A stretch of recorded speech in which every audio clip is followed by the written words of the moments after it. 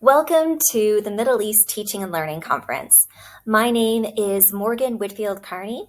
I'm an assistant head of teaching and learning at Amity International School in Abu Dhabi. I look forward to hearing your questions throughout the presentation and after. I'm here to talk about gifted and talented is horrible. Reinventing and retiring giftedness. So the first part of my presentation will be about why gifted and talented is horrible. And we'll go over all the reasons why gifted and talented is so problematic as a concept and as a definition. But the second thing that we're going to be doing is looking at reinventing and retiring giftedness. And hopefully there are three main takeaways that I can give you. The first is the work of Francois Gagne, and that is that gifts are developed into talents. That gifts are something that we all have. There's aptitudes that are within all of us that then through developmental processes and catalysts can then be turned into talents. They're things that we can master. The second thing is the work of James Borland, who is a scathing critic of the conception of giftedness that we have. And instead, what he would like to see is to reimagine gifted programs without gifted students. So he believes that the programming that we have, so gifted education, can do incredible things, but we need to reimagine that without this category of students as gifted. And that kind of brings us to Renzuli and Reese, who want us to move away from finding gifted students to instead cultivating gifted behaviors. That is what we wish to do in all students. Look at what gifted behaviors are and bring that to all. So let's begin, after I've just said all these positive things about how we can reconceive giftedness, with a case study that explores why gifted and talented is horrible to begin with. So this is Bronx Science. Bronx Science is an absolutely incredible school. They do inquiry-based learning. There's a heavy STEM emphasis, although we have to say their programming as a whole is absolutely outstanding. There's a small student-to-teacher ratio, outstanding facilities, big investment in this incredible school. And you can tell the results are there. Bronx Science has produced 8 Pulitzer Prize winners. It has produced 8 Nobel Prize winners, which is more than most countries.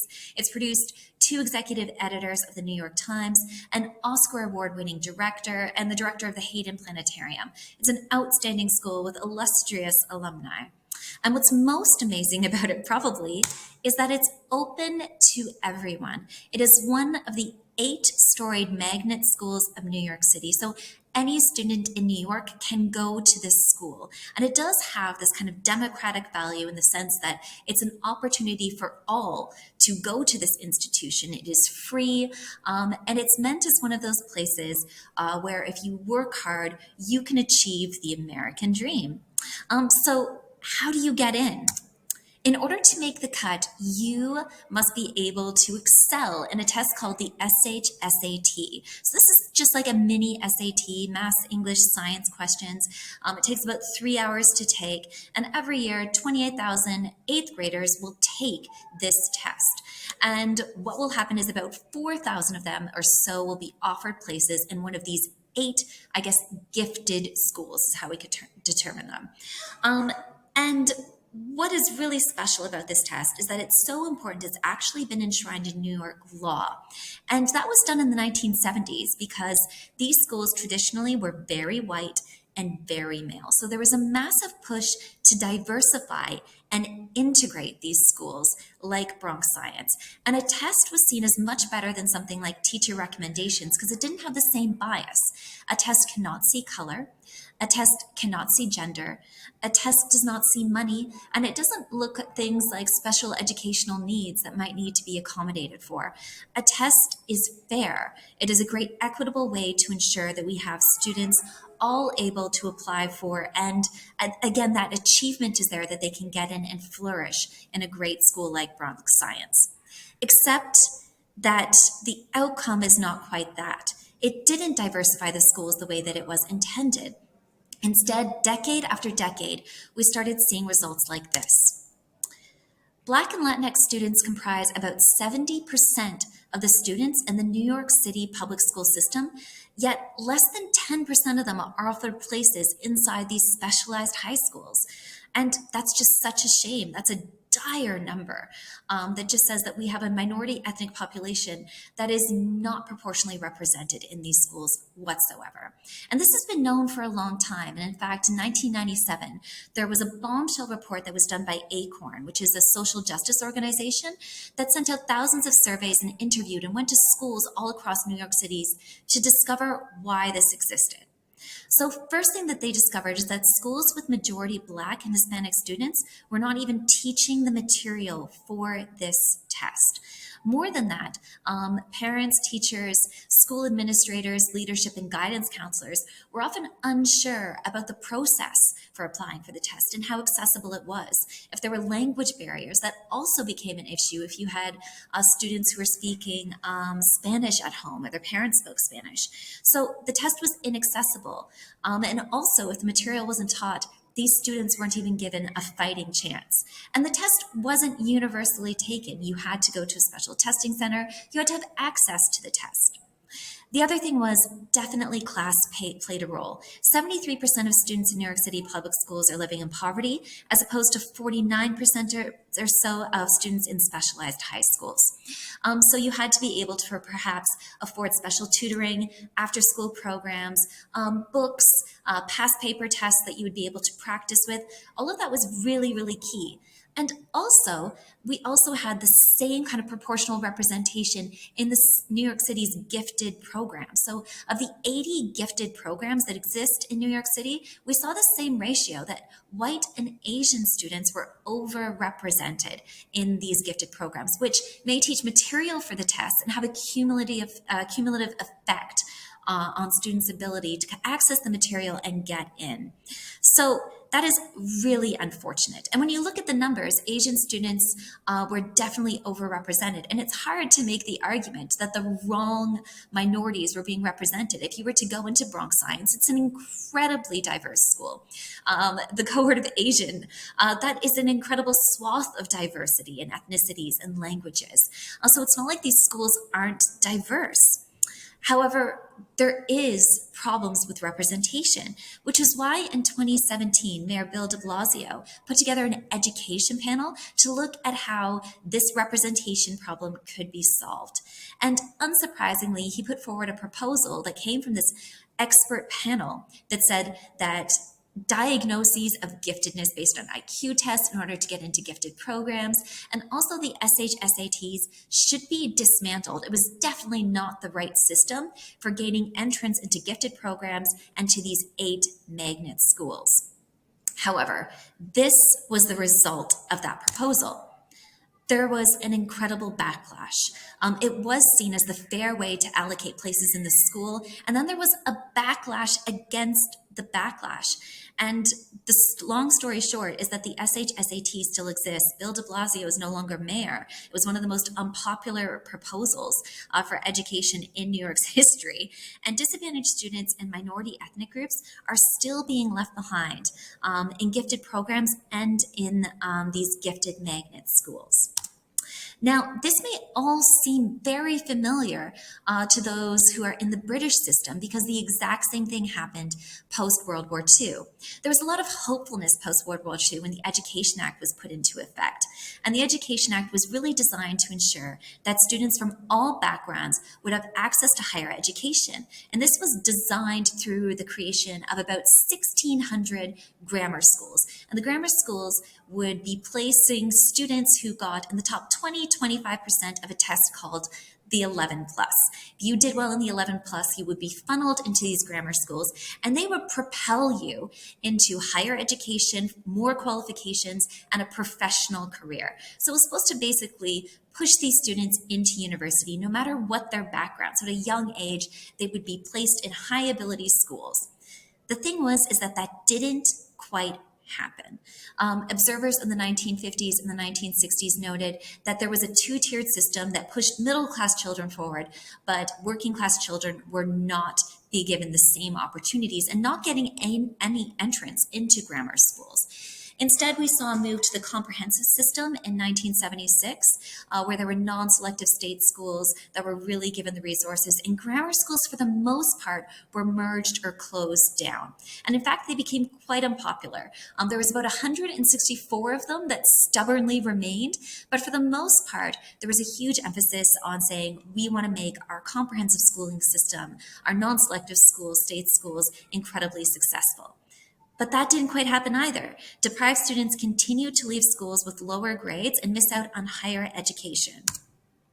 When we take a look what happened just recently, a new grammar school opened, although it was called an annex of a grammar school that already existed about 10 miles away, the Weald Kent Grammar School Annex. And you can see the result. This is a currently existing school. And right away, you can tell the results are absolutely amazing. Ofsted has rated this school outstanding. But when you see the pupil characteristics, that same discrepancy exists. The percentage of students as English as a first language, percentage of students with free school meals, the percentage of students who are SEN identified, all of that is completely disproportionate to what we see as the national average. And when this school opened, it opened to this, that those discrepancies were definitely put on the forefront. And it does not seem fair that we see students who are disadvantaged not gaining entrance because the test itself is barring them. And this is the problem with gifted and talented. This is why it's problematic. The identification not. And we see this across the pond. We see this in the US and the UK and across the world in gifted programs, in gifted schools, and in gifted services. So services being any individual education plans that are put forward in inclusion departments. And we have to go back to what the original goal of gifted and talented is. And the original goal for gifted and talented or high ability students, high aptitude students, is to challenge those who would otherwise go under-challenged in school. And when we take a look at narrow and restrictive criteria, often that is barring those who could really benefit from challenge. So we're missing the entire point of gifted education to begin with. And as a result, we see a very, very small, homogenous group of students often, and we're shutting out many who could benefit from the supports and services of enrichment and extension.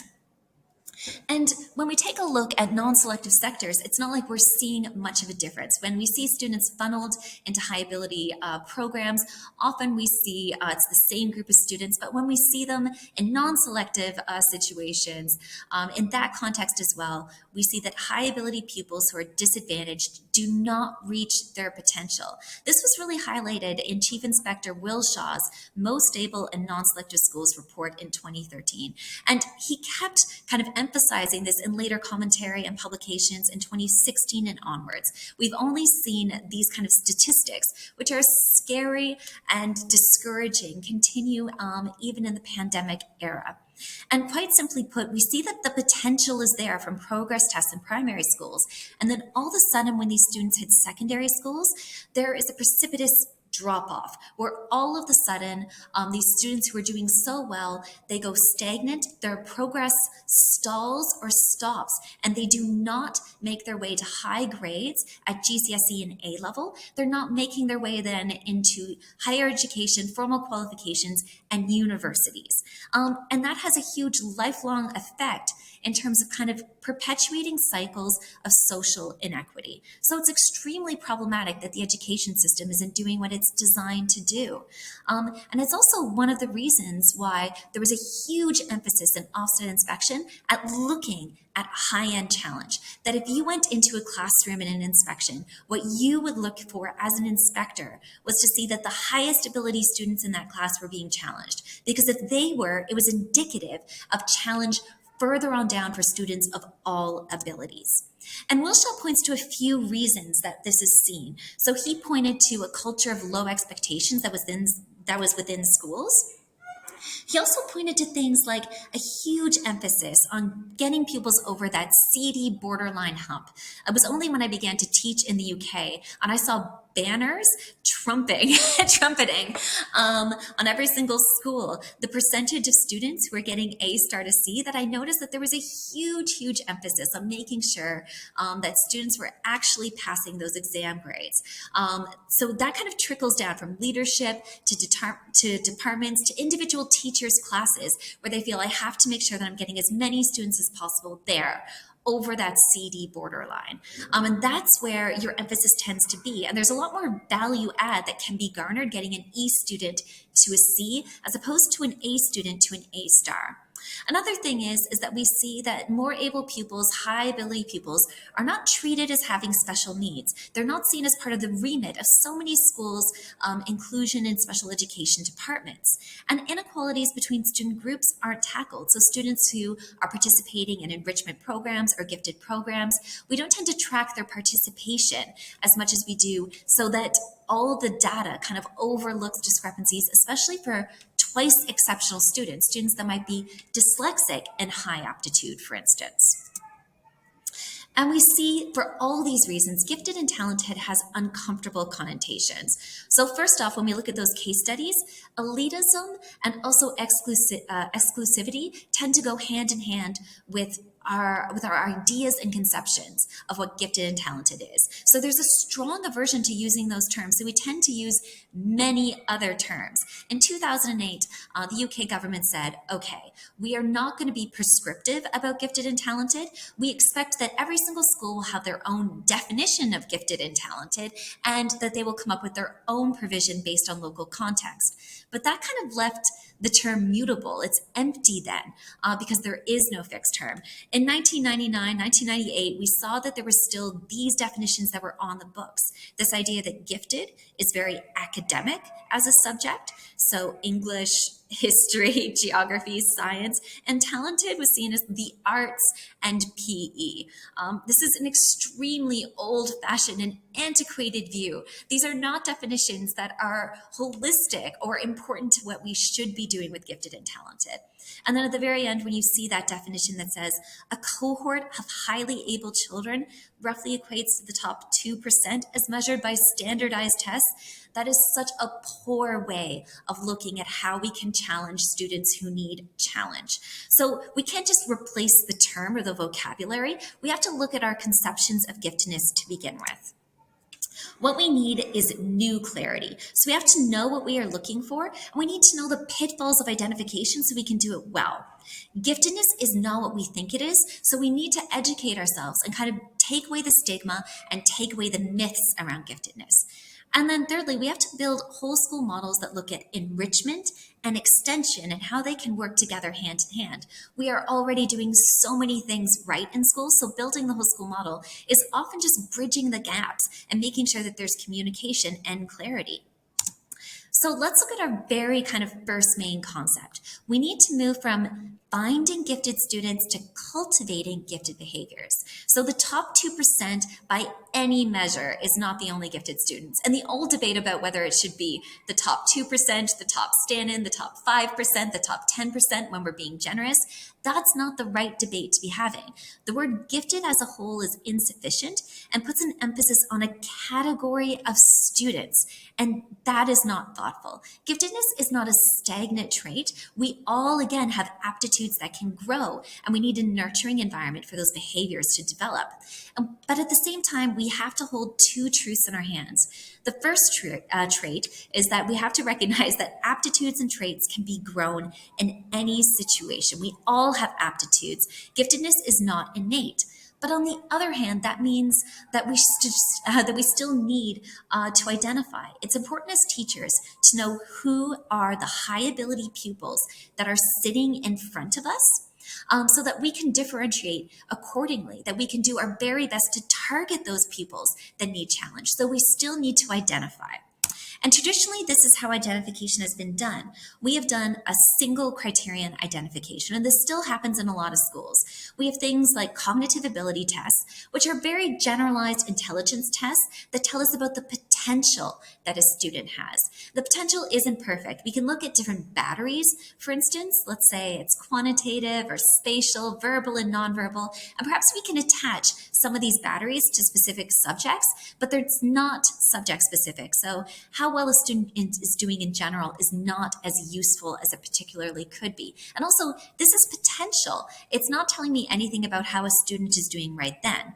Perhaps a measure of academic performance tests could, so progress tests that are done regularly in math, English, and science. But again, those are certain subjects, and that is a snapshot of how a student is doing right then and there. We could use exam results, but again, that is a snapshot, and it's a single high-stakes test. So when we take a look at all these common blind spots that go along with a single piece of information, a single test that we are giving, it's not a perfect way to identify a high ability student or a high potential student. So what we should be doing instead is good assessment. And good assessment means triangulation. Taking evidence from several different pieces or several different places at several different times to get a holistic look at how a student is doing and also their potential to see if they're underachieving. So this is why multifaceted identification is a much better way to actually tell how a student is doing and to identify giftedness or high ability students. This is a great way to kind of do so. We could use Renzuli's Triad model of giftedness. And you can see here that Renzuli is then emphasizing gifted behavior at the center. So we have these three components. We can look at above average ability, where you could look at the progress test or CAT4 or exam results. But that is not, again, the very best measure. We want to look at above average strengths. So that would be things in effort and leadership in all fields. So that is a great way to say, okay, I'm not just looking at a student as one single test result. We're looking at our stars that stand out in our class, because again, they don't have to have a great test result to necessarily have above average ability. The next point is creativity. Creativity is usually seen as the purview of the arts when it's not that at all. Creativity exists across all fields and discipline. There are more elegant and creative solutions that we can solve a maths problem. There are creative approaches that we can take when designing an experiment or trying a new hypothesis in the sciences. There's creativity in how we see a student go outside of their way to create original short story that they are writing in their English classes or outside of class. Creativity can be seen in many ways, but a common measure is that a student is producing their own original work or showcasing original critical thinking skills. So they are creating something new. They're being creative and productive. They want to create their own work. So there's something powerful and tangible about creativity. The last point is task commitment. And often we see this as dispositional, that students have the resilience and ability to kind of enter themselves into deep practice. But we also know as teachers who have given, delivered, and sat through hundreds of assemblies on grit and resilience and growth mindset that all students have the ability to build the skills of self-regulation that will allow them to excel, to get that gifted behavior. In fact, all three of these components are things that can be built, that we can create space for and skills that students can learn.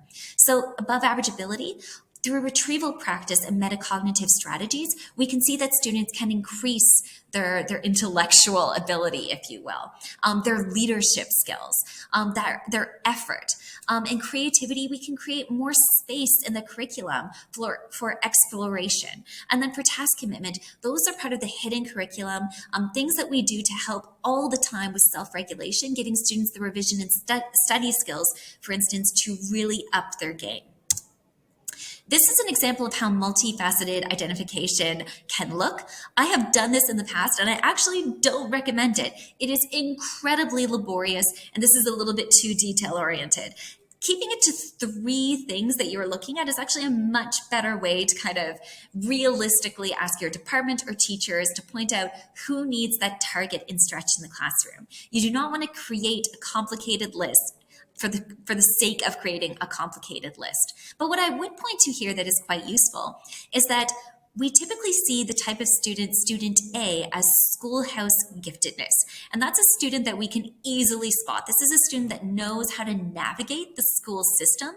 They know how to perform well in an exam. They know how to study. They put in the effort to complete all their homework. They have those kind of traits, the commitment, the task commitment, and the ability to do really well. We also have to look out for student Ds. That's creative, productive giftedness. This is the student that may not test well at all. Their CAT 4 is not going to be stunning, for instance, but their leadership qualities, their ability to sit there in a class and show that they have done reading outside of the curriculum, that they are constantly asking questions, that they lead discussion, that they go out of their way to do original work. They do extension tasks. They ask you for more and more work because they're interested in things. This is a student that is crying out for extra challenge, yet if we were to look at whole school data systems, they might not be on our radar at all. So it's important that we look for those students who need that challenge, but might not fit our traditional mold or idea of a gifted student. Now, that is for the students in our classroom, so extension that we offer within the classroom.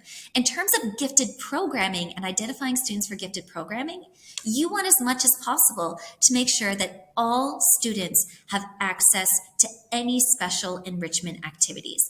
And this is a way that I really like to do a self-identification, where students are kind of choosing themselves. Nomination, validation, and celebration. So nomination is one of the ways that students can nominate themselves by just filling out an interest form, but also to ensure outreach to students who maybe aren't that confident. Teachers can nominate students as well, or parents can nominate students. But you don't just want students kind of being put forward. You want to make sure that they are invested in the process as a whole. So validation is a great way to do this. An individual interview where students can kind of point out their strengths, their weaknesses, their targets. And I really recommend using a student profiler for this. In individual interviews, what's really interesting is when I've done programs and then asked for feedback from students at the end of the year, one of the things that they consistently pointed out was that they felt chosen because of the interview. I think one student put it best when she said, "I felt like I was being truly seen," and there's something very powerful in that. The next point that is really, really investing in students and making sure that they feel a part of the process, that they are really going to put their heart and soul into an enrichment activity, is celebration. So asking students to submit a meaningful piece of work that they've done in school or outside of school and making a fuss over it, showcasing it in some way, allowing them to present it at the start of any program or putting it on display, that is a way to really, again, showcase that all students have those aptitudes and gifts, something that they can actually showcase that they know they're good at already.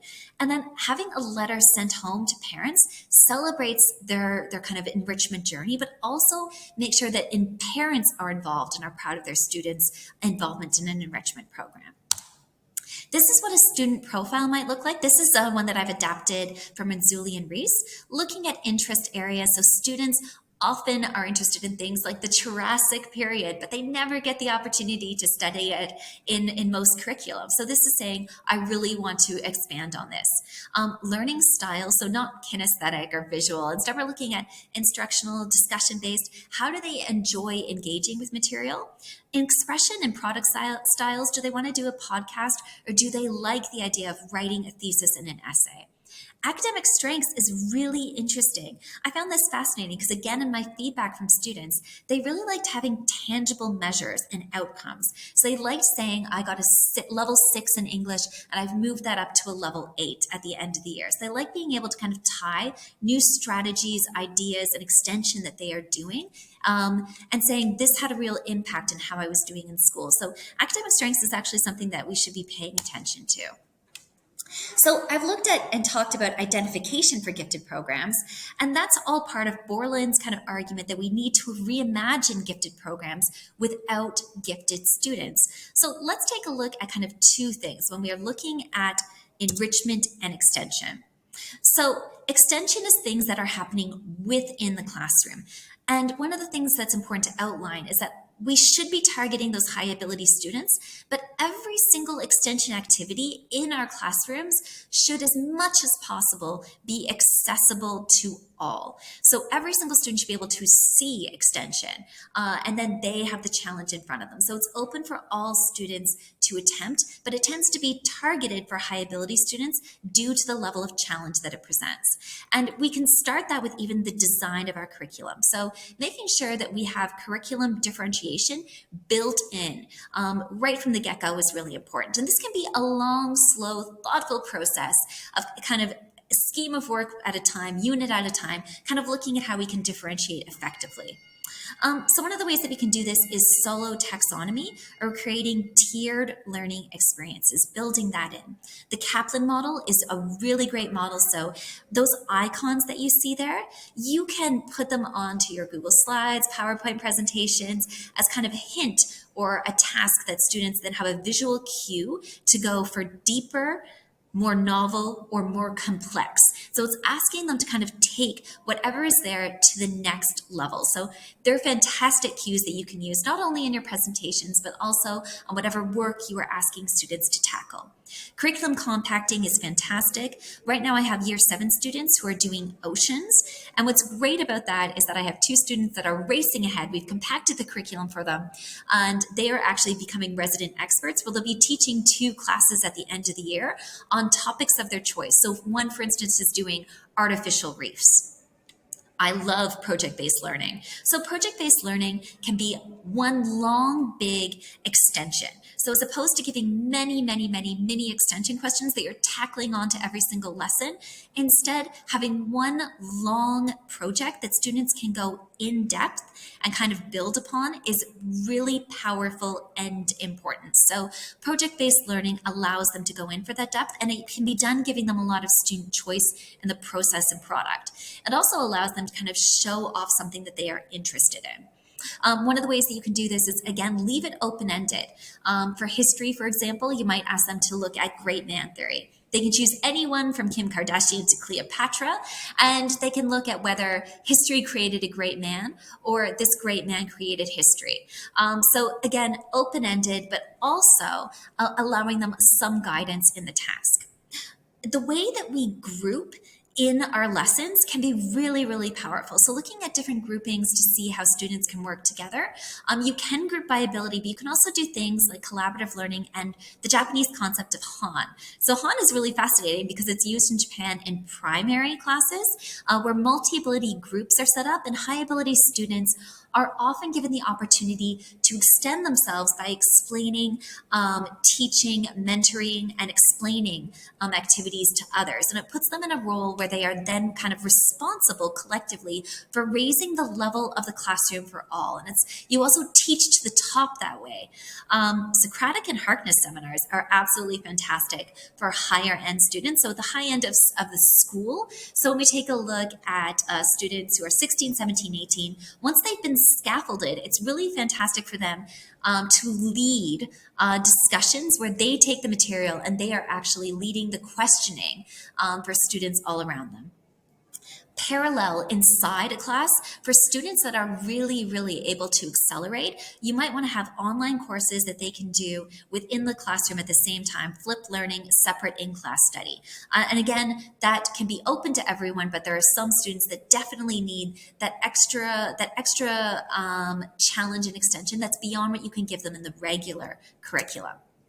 Now, enrichment is everything that happens outside of the classroom. And immediately we think of our sports programs, we think of our school plays, our incredible arts programs, our CCAs, and that is definitely part of this rich tapestry of enrichment. But there are so many things that we can do beyond a regular extracurricular program. So let's take a look at different enrichment programming. We already know that there's full-time or self-contained enriched schools.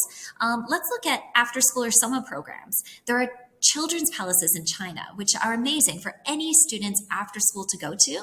They have these palaces, you go inside and there's different stations set up for the arts or the sciences where they can explore robotics. And it's just enrichment that students anytime can avail themselves of. Quite often here in the UAE, what I see in many schools are overlay second curriculum or diploma programs, often enriched like the IB system is. So at places like Brighton College, we see the Advanced Diploma Program, Horizons programs I've seen in Amity, and then the Future Leader programs at the British School Alcibiade, which I've just posted at the bottom there. So it's extra classes and university and careers and work experience, extended learning or extended project qualifications and EPQ, global citizenship classes, and then leadership classes where you can get international leadership management experience or a mini MBA. So all of that overlaying what is commonly offered in a school.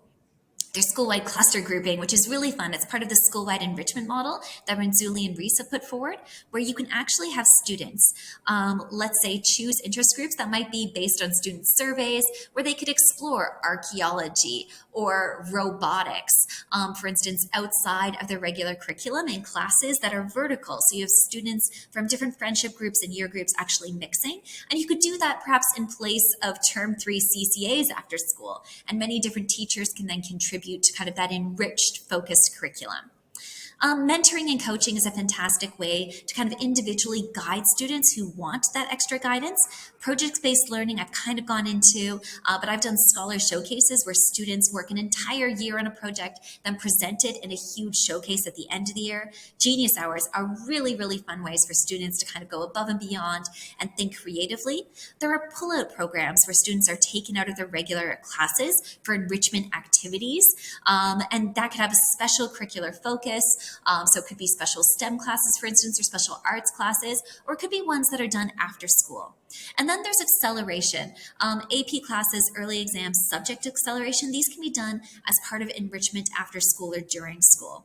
And then we have our regular student leadership, ECAs, competitions, conferences that are, again, part of our regular school programs that tie everything together, making sure that this is accessible for all students to be enriched. And that takes us back to the idea that gifts are developed into talents. And it's Francois Gagne that really developed this model. And this is what it looks like, the differentiated model of gifts and talent. And I won't go too much into this, but you can see that one of the first things that stands out is aptitudes. And the first thing Gagne would say at the very beginning of every presentation is that aptitudes does not imply innateness whatsoever. A lot of the times we tend to have this conception where we think, oh, she's a born pianist. But no one sits down at the piano at the age of 3 years old and plays a perfect concert concerto. Instead, we say that there are students or children or adults even where gifts can progress more rapidly or exist more profoundly than in others. But in any case, there are aptitudes that through catalysts and developmental processes can actually be mastered. So through deep practice, through expert guidance, through mentoring, through knowledge, through all of the things that we actually can do in school, we can actually help students progress so that they are mastering something and it's becoming a talent. We can see that they're becoming more and more competent, if you will, in all of these different fields and domains. And you can see behind all of this, we also have chance. Those socioeconomic factors exist. We cannot control them all, but we do have the ability to influence them by making our programs accessible. And this is a great kind of starting place. Robin Attfield actually came up with a report called Developing a Gifted and Talented Strategy, Lessons from the UK Experience, that was published in 2009. And he kind of outlined these key things that we've been discussing, that we need effective procedures for identification and clear definitions. We need to unpack myths and stigmas about gifted and talented. We looked at whole school approaches with a single coordinator, kind of pull it all together. And we should have both extension within the classroom and enrichment, everything outside the classroom, working hand in hand. And I'll leave you with this, that instead of finding needles in haystacks, we should be spinning straw into gold. There's so much potential there when we see that gifts are developed into talents, when we reimagine gifted programs without gifted students, and then when we move from finding those gifted students and instead cultivating gifted behaviors. Thank you so much, and feel free to contact me with any questions and ideas. Have a really, really lovely day, and thank you for listening.